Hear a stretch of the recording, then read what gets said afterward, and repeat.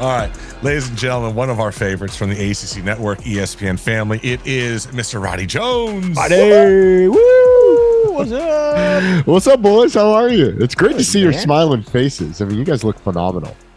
Phenomenal. We're happy. You know, it's off season. We're always happy in the off Yeah, season. we're always happy in the off season, dude. It's the time for optimism. Like once the last snap happens, we are turning the page. It's spring practice.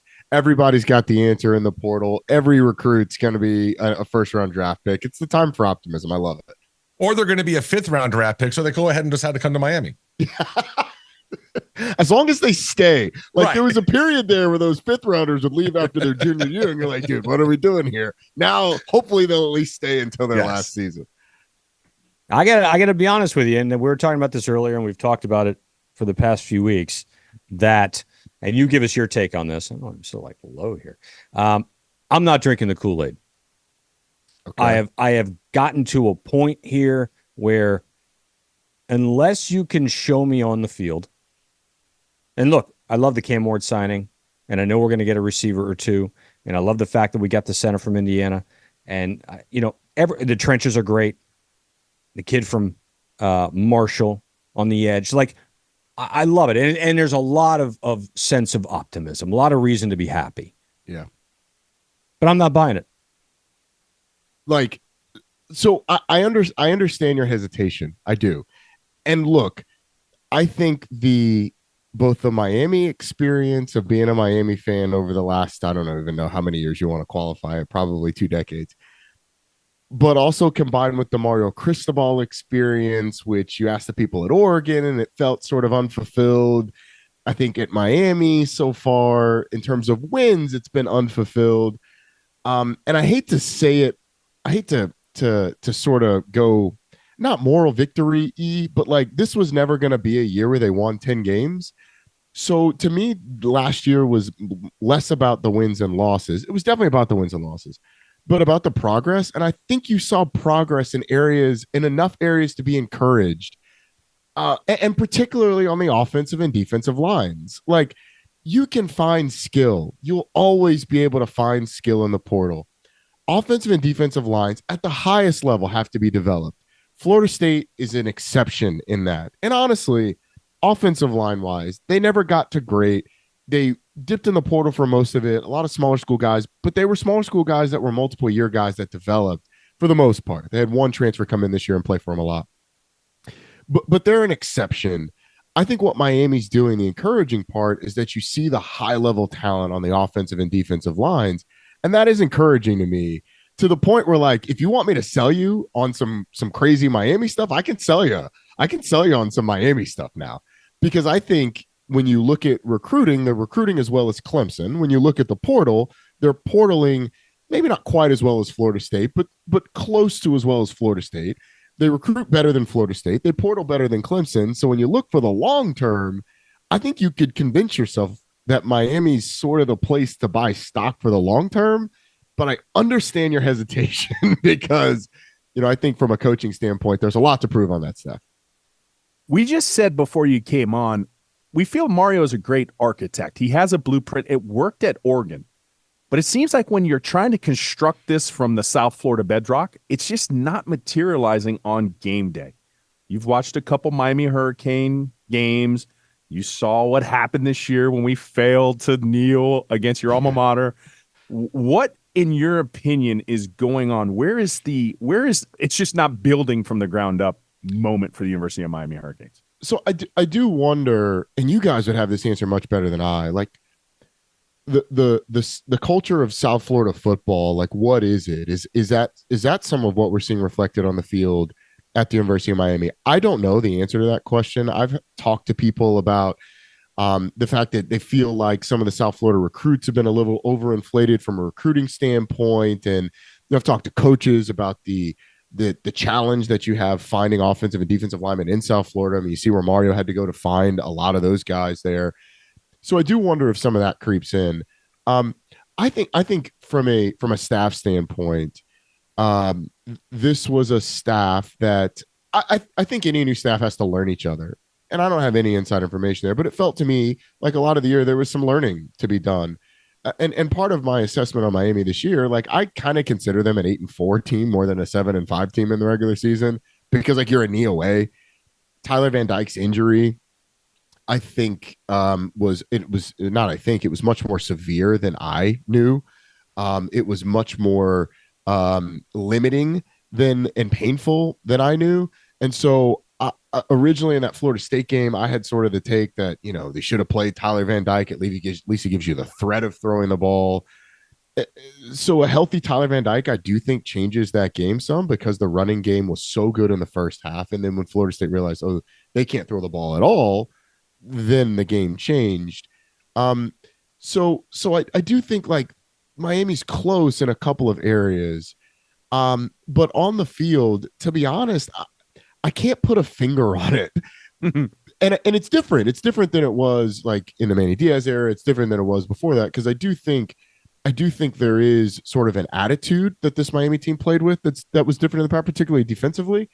But I can't put a finger on exactly why it didn't click this year. So I'll err on the side of like youth and a coaching staff that had to get to know each other. So were you secretly like, how did you react to the Georgia Tech win? Did you laugh? Were you happy? Did you like, I want to know, like when you, first of all, what are they doing?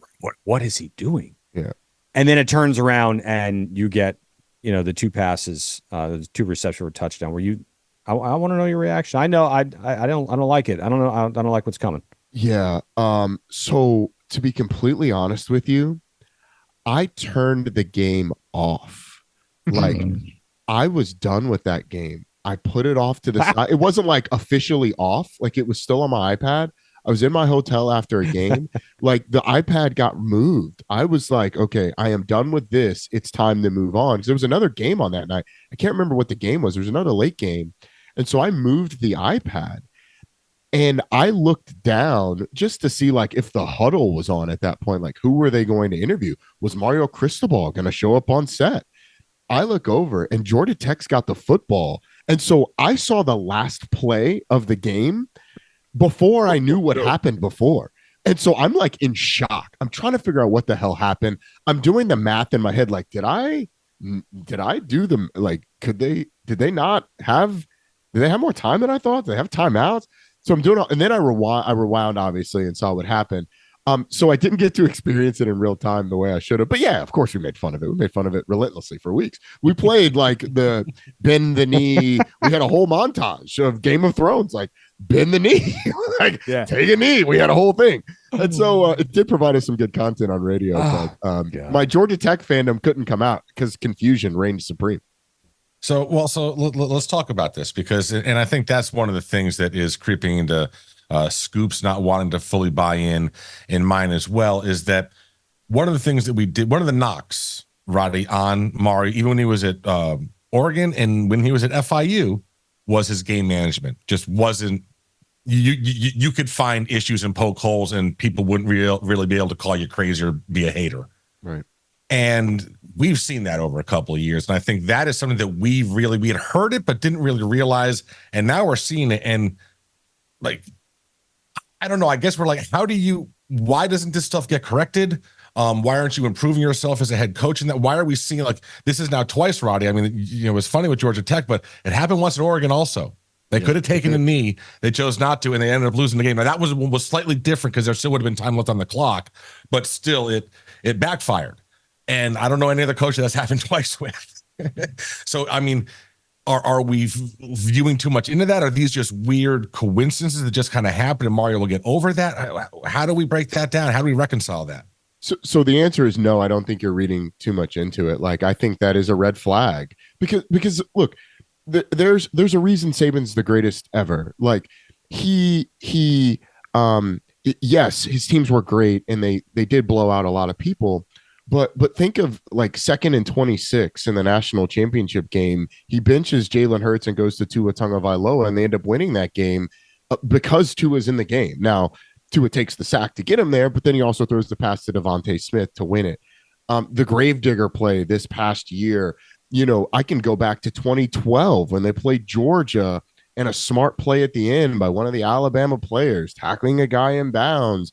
is able to win them the SEC championship game against Georgia, and they go on and beat Notre Dame in the national championship. Like, some guys prepare their teams and make the right moves to win. Saban's not perfect, obviously. Like, they did have the kick six, but he's on the right side of that a lot more than he was on the wrong side of it. And that's like the extreme example of Saban. But you look over the course of time, and like, he's been on the right side of those a lot. And the fact that, like, in the latest era of college football, we can say Saban, Georgia has surpassed Alabama because they've won 2 national championships in 3 years, and Saban hasn't won one since 2020, all that stuff. But like, Saban still beat Georgia in 2 SEC championship games during that run. So, I think there's something to be said about what a head coach can do. Now, I don't think there's many elite ones, but I would certainly consider Mario one that there's concern about. And the thing that I think you hope is that Dan Radakovich or somebody in that building, I think it probably has to be Dan, walks into him and is like, look, man, you got to hire somebody to handle like the strategy. Hey, man, timeouts, 4th downs. Like, this is what we do. We got the budget. Pay him 6 figures and tell him, like, no, we kneel here. No, we go for it. All that stuff. So I think there's too much investment in that program to not get it fixed. See, Roddy's smart. We always knew he was smart. We know that's where he is. That's why he is where he is. I said the same thing. Did you? Yeah, I was like, he's got, and Toast was giving me such monumental. If he can't do it himself, I'm like, no, hire somebody to be next to you. I don't care what you, like a little PDA assessment. I don't even care if he fits on your shoulder like Mirrorball. Put him in your pocket. Well, somebody. You don't even need to pay him 6 figures. Get a 12-year-old that's great at Madden and just give him some cookies for crying out loud. That's a great, just Neil. Hold on a second. Hold on. Here's the reality. He has that guy. Hear me out. That guy is on staff. Who is he? That guy is his right-hand man. That guy is the guy who covers his ass. He is Mario's CYA. And he's too busy building a great offensive line. And he's in those trenches. He doesn't even do anything during the game. What are you doing as an offensive line? I need some Harvard grad, MIT, whatever you have. He's got the glasses Mario's on. Not listening to that I don't guy. care. No, you got to listen to that guy. I'm telling you, he's not listening to that guy. He doesn't trust them. You might want to up your tempo a little bit and save that. You might want to use 2 of those timeouts, Mario, because against Rutgers. Don't take him home. He took him home. He took him right into the spring game, Roddy. I can't claim this. Mike Golick Jr. sort of said this to me at one point about the college football playoff, that what they needed from a PR standpoint early on was like some Gen Zer who's in the room scrolling TikTok the whole time, not really paying attention, looks up every once in a while. I was like, those 2 teams played each other, and the team below the one team they beat the other team. So like, is that cool? Like, are we cool with that? I feel like Mario just needs that guy, like, who doesn't pay attention the whole game and then looks up at the end and is like, yo, why are we not taking a knee here? Like, we should do this. Should we use a timeout? And you have to give that guy full authority, maybe even give him power to call the timeouts himself or call plays. Like, he's got to have ultimate veto authority. Safety officer. That's great. You guys are cute. This whole conversation. You want a guy on the sideline with like a yellow vest and a hard hat. Yeah, exactly. I'm used to that sort of thing in my line of work. We call safety officer. Hey, Chief, you might want to not do that because you're about to burn the whole thing down. Hey, thanks, bro. So right. But in all seriousness, like as the CEO of an organization, which are what these head coaches are now. Like, the CEO of an organization is not deciding the granular, where a marketing strategy is going to run. They oversee what the brand is supposed to represent. They bring in talent. They go out and they make people believe in the product. Like, a CEO oversees so much that you need the people in the trenches to say, all right, here's what the price of Pepsi is going to be today. Like, so I don't really fault Mario for not. It would not be an indictment to me if he went out and had that person, because he's so good at so many other things that I am willing to forgive his downfalls. Like, I would rather him than a coach that's great in game but can't recruit, because ultimately it's a talent acquisition business. All right, so let me ask you this. I mean, it's a corporation. We talk about all that. You're repeating everything that we say, and we love it. Thank you. So let me ask you this, because you were saying you went into this season and you were kind of pegging them as more like kind of an 8-4 squad going in. Well, so now we're going into year 3. The roster has basically been completely turned over. These are all his guys now. This is his locker room, 3 recruiting cycles, portal cycles. Roddy, folks, some of the fan base have pointed to other programs that where the turnaround has been much quicker, whether it's what Kalen did in Washington coming off a 4-8 season, or what Jed Fish has done in Arizona, just other places. Would you think that the expectation this year with Cam Ward coming in, I mean, really is like 9 wins? Like this should be the step forward year, right? You would think I think this has to be a proof of concept year. Like I'm not sure Mike Norvell gets that much more time if they're not 10-3 his 3rd year. I mean, the season before they're 5-7 with a loss to Jacksonville State in an egregious way. So yeah, I think you do have to prove it at some point. Now, does it mean it has to be double-digit wins? I don't think so. I don't have the schedule up in front of me, but I mean, I can already think of a couple of landmines that they could hit along the way. And honestly, here's the frustrating thing, is if you look at Miami's season last year, if you just beat Georgia Tech, you can justify a loss to North Carolina, who was playing like a top 25 team at the time. NC State ended up as a top 25 team. Obviously, Florida State's undefeated and Louisville's in the ACC championship game. Like, if those are your 4 losses, you can sell that. Like, hey, we beat everybody else, but we lost to those 4, and it feels different. So I just think Miami has to, yes, they have to take a step forward. I'm very curious to see how the Cam Ward thing works, because statistically, he was great. But you dig a little bit deeper into some of the more advanced stuff, and it doesn't love Cam Ward nearly as much. And it sort of matches what we watched during the year. Like, the further we get removed from the season, the more we're going to love Cam Ward, because his numbers are incredible. We're going to look up in July and we're going to forget some of the games where he fumbled or he struggled or whatever. And we're going to look at the numbers and be like, oh my gosh, he was incredible. But air raid offense, pure air raid offense, like what Ben Arbuckle does there is as pure air raid as you see in the country right now, like short passing game, quick. They're going to throw the ball all the time. So those numbers do get inflated some. He threw the ball more, I think, than all but 2 per game, 2 quarterbacks in the country. So if he doesn't get as many touches, how is he more efficient? Can he push the ball downfield more, which you haven't seen him do consistently a ton, because there was a lot of short timing passing game. And then can he hold on to the football, because there were turnover things. But yeah, they're going to have to prove it. Like, Cam Ward was about as good as you were going to get in the portal from a quarterback standpoint this year. It was not a great portal for quarterbacks, I thought.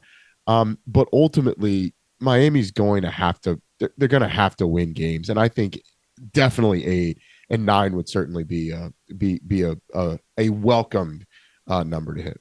Yeah, I think that – go ahead. Roddy, I'm going to have you put on a CEO hat for a college.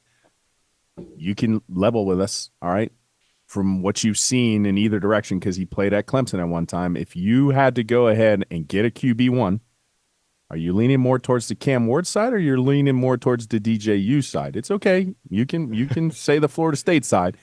But what side, seeing both of their game, obviously being familiar with DJU's side of that, and obviously was on the other side of the country, which way would you lean? Yeah, I would have leaned Cam Ward personally, because I think what you see is what you get with DJU, and Cam Ward has a little bit more room to grow. Like, you had the incarnate word years. Remember, like, his first year at Washington State, it's his first year at the Power 5 level, first year at FBS level. And so there were some growing pains last year. I think you saw steps forward. And so I think there's still steps forward to take. I don't know how DJ Uiagalean performs in a system that doesn't protect him as much as Oregon State's did. It was some under center, but a lot of, turn your back, hard play action, sit back, long developing routes, throw the ball down the field. And they protected him really well. Some quarterback run game, and he was more into it than he was at Clemson. Like, I think they sort of got to him. They're like, hey man, you're going to have to run hard because you're giant. But how would he survive in that system? I don't know. I've got some questions about the fit at Florida State, to be honest with you, although I think he fits better with Mike Norvell than he would have at Miami. I'm very impressed with Mike Norvell. I think DJU can still be successful, because one of the things I walked away impressed with throughout the course of the year, Florida State's screen game I felt was a difference maker for them, because obviously there was something that, Lance Guidry tried to prepare for. They come at you in various different ways. And I think that's not really a hard sell for a quarterback, right? Hey, listen, we're going to keep this in a really short to the line of scrimmage area. And that's where I felt on Shannon Dawson's offense. Roddy, we were tit for tat. You could say Iowa, as far as being tight end, we didn't have a tight end in double digits in catches this year. Right. I mean, it was rough to watch. And I was like, even in a screen game for the tight ends. So Let me I don't ask know. you guys, like, what? I know Elijah Royal was coming off the ACL. Like, what happened there? Well, I mean, if you want to get to specifics, so I think in order to protect Tyler Van Dyke, which was a problem under the last regime, a lot of times we were sending 5 in rounds, and we just didn't have that prerogative to protect first. So we went to a lot of max looks. Right. So the tight ends were primarily used to block first, then release second, and a lot of times not in the primary route. So I felt like when we got into Georgia Tech, you guys were primarily zone. We were sending 3 people in the routes, but the tight end was used to blocks first. So it was like a lot of 3-man max, and they were just afterthoughts, Roddy. They were afterthoughts. And we used Cam. I mean, obviously he's on his Scott Patchen year. He was like 8th year into college football. Had some skills, but then some of the other guys were young. It just was a neglected position. Yeah, we really hope to see Riley Williams step forward this year. And when you have a Restrepo, you can do that, because as long as you kind of clear out and give him room to work, like, he can work. And so I can definitely see that. To your DJ point, I think Mike Norvell has succeeded with multiple different style quarterbacks, and I do think he is a really good developer of talent. My main issue with DJ, and why I have questions about him at Clemson, or excuse me, at Florida State, and would have had questions about him wherever he went, is his short to intermediate accuracy. Is it good enough to rely on the screen game, for example? Like, Clemson tried that stuff. He just wasn't accurate enough to do it. Like, just raise up, throw the ball. Like, he'd hit, 2 out of every, probably 2 out of every 3. That's not good enough, especially if it gets to be less than that, if it's every other one. And he throws a heavy ball. And so if you get some of those screens coming, some of the tunnel screens, some of the middle screens, even little slip screens, running backs and receivers, especially the receivers coming inside, like, it's hard when a guy throws it like that. So has he learned it? Maybe. We didn't see it a lot at Oregon State. They didn't do a lot of that stuff. They did some screen game, but it was mostly, sort of the long developing screens where a guy gets a little outside and you can put some touch on it. So has he developed from that standpoint? Maybe. But I think it's sort of how he throws the ball too. And he's a giant person with giant hands and a giant arm. And he just throws a heavy ball. So I don't know. That's part of my concern there. Well, question for you, Roddy. From a recruiting standpoint, go back to 2006, Chambly High. You're being recruited, and the coach lands a helicopter on the field to recruit you. Where does that kind of rank, do you think, in your mind as like, oh wow, this is pretty impressive? In the snow. Yeah, in the snow too. Yeah, would have been at the top for me. Like, I was begging a head coach to show up at Chambly High School. I think we only had a few. Now the next year when Amore Uzi was getting recruited, like, Saban showed up, Mark Richt showed up. Like, we had a parade of people coming through. The helicopters are cool, man. But here's the thing, like, it's sort of just gets you in the conversation now in terms of coolness, because Kirby's landing helicopters. Obviously, Saban's landed everybody's landed helicopters. Hell, Jeff Collins, when he was at Georgia Tech, was landing helicopters. So there's a difference, though. I'm pretty sure that he was in some sort of Bell. Yes, when he was there, and I saw Norvell land an R-22 somewhere last year. So there's a difference in. I have no levels. idea. I have There's no idea what levels. the difference in helicopters. Well, you is. should look it up. You can look Mario up a Bell, landed Airwolf. an Aerostar, or you can look up an R-22. So on the ranking, like, Mario's helicopter, I'm guessing is like, I mean, this is the top shelf of helicopters. It ate the R-22.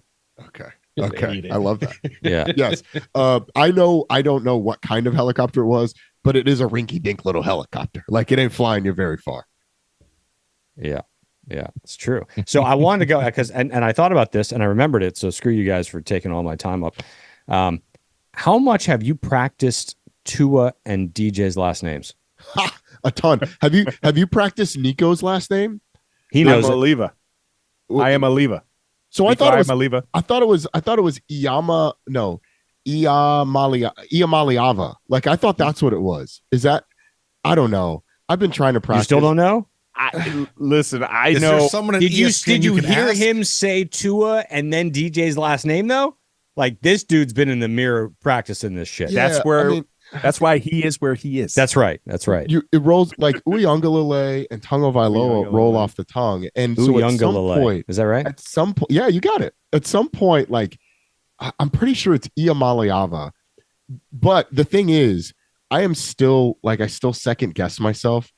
So I was doing raps for the Tennessee game, and me and Matt are in there, and we're going through the pronunciation, we're hyping ourselves up to do it. And so Matt goes for it, dives in head first and completely butchers it. Complete lack of confidence after he got past Nico. And so he sort of looks at me like, all right, you go. And I'm like, I'm not getting anywhere near that thing right Nico. now. I am in my mind. Nico? I am in my mind. So yeah, we'll figure it out at some point. He's gonna be a player though. Like, he's a good player. Yeah. Well, look, I mean, he was the top kid last year, right? Yeah. I mean, shouldn't surprise anybody. Yeah, it's watching him. Nico. I'm a big fan of him. What was your take on him watching him? I think the fluid athleticism is one thing. He throws the ball with ease. I think if he feels out, especially like he's looking at a guy, he is very skinny. But I think from a skill standpoint, projecting down the line, you're looking at a dude. Like you're looking at a top 10 dude. Yeah. He was the number 1 volleyball player in the country coming out, so the athleticism is there. I just think he's such a fluid athlete, and that's a really tough Iowa defense he played.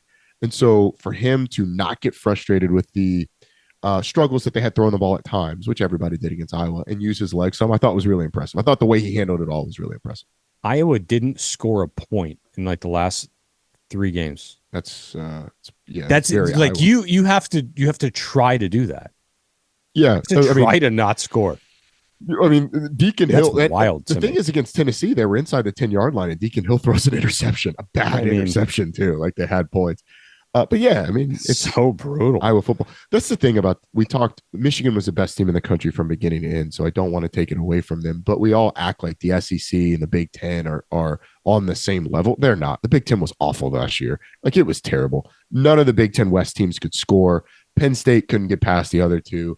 There were flaws everywhere. And so like when you have an entire conference that is like allergic to offense, how can you be a good conference? It's like the Big 12 being allergic to defense. Speaking of conference, when did you realize that an undefeated ACC team was not getting into the playoffs? I realized it was a possibility probably at the beginning of November, because the narrative around Florida State was shaping itself for it to happen. I disagreed with it. I think if you win all your games, you get the opportunity to get your ass kicked. Like you at least get the opportunity. They got the opportunity. Yeah. Fair. Yes. That was good. But I think they obviously should have gotten in. I thought the narrative around Florida State not being one of the best 4 teams, probably around mid-November started to creep in, and you saw the way that people started to talk about the other teams become a possibility, which was the committee wrong in their assessment of whether or not Florida State was one of the best 4 teams? No. Were they wrong in their adjudication of the word best in that scenario? I think yes, because 13-0 trumps everything. You nailed it for me. It's when I started to hear the narrative, it's the best teams. And then I just realized that the team that got in, and sometimes I had this epiphany, Roddy. Do you know the SEC theme song? Just picture it in your mind. You know it, right? I mean, I know it just means more. I don't know the SEC theme song, though. Like CBS plays at 3:30. Oh, yeah. Dun, dun, dun, dun, dun, dun, dun, dun. I just think you got to tip your hat. They play wonderful ball down there. We get it. They've gotten a lot of time. They lost their flag bearer, Nick Saban, so I'm curious to see what happens moving forward. But it's just when I started to hear just over and over, it's the best teams. I'm like, oh, Florida State's got no shot. Yeah. They got no shot. And you're right. They deserved it. I don't want to belabor the point, but I just wanted to hear from you. When did you realize that they weren't getting in? Because I think like a lot of people, in the industry, you realize it was way before that playoff committee came out. And look, I hold like my voice doesn't carry any weight, but I hold myself accountable for it too. Like I was one of those people that was like, man, like Florida State played this team, I don't think they win. Florida State played this team, I don't think they win. Now I always maintain they deserve to get in, but I will credit the SEC the marketing media machine that they cranked up with Sankey on game day and Kirby out there and Saban out there. I don't think it hurt, and it certainly from a national standpoint didn't hurt. Made them visible, and the ACC didn't operate that way, which is I think part of Florida State's frustration. All right, why don't we? They can deal with the countersuit now. So how about that? Exactly. Oh my God! Hey, you want to poke the bear? Messy. Yeah, I am. How is that being received in South Florida? Like, is it well? Oh yeah, we love it. Yeah. I mean, what are they going to do? We're not upset about it. They just reported that they have no money. They lost money this year, their athletic department or whatever. And what are they going to do? The buyout's like $500 million, Roddy. They don't have that money. No one. They don't have that money. And they just get. Why would a venture capitalist invest in that if you don't get what do you get for that? Yeah, with a bump and raise. They just extended Norvell. They're in the middle, or they're just beginning a $400 million renovation. They're still paying stadium. Taggart. Are they really? Is that true? Willie? Yeah, Slick Willie, man. Slick Willie's getting paid forever. Oh, God bless Willie. He's on the Bobby Bonilla plan. That's what we say. That's what we say. Bobby Bonilla, Shohei Ohtani, Jimbo Fisher plan. Yeah. I love it. Yes. May we all strive to be on that plan one day. Right? Huh? Yeah.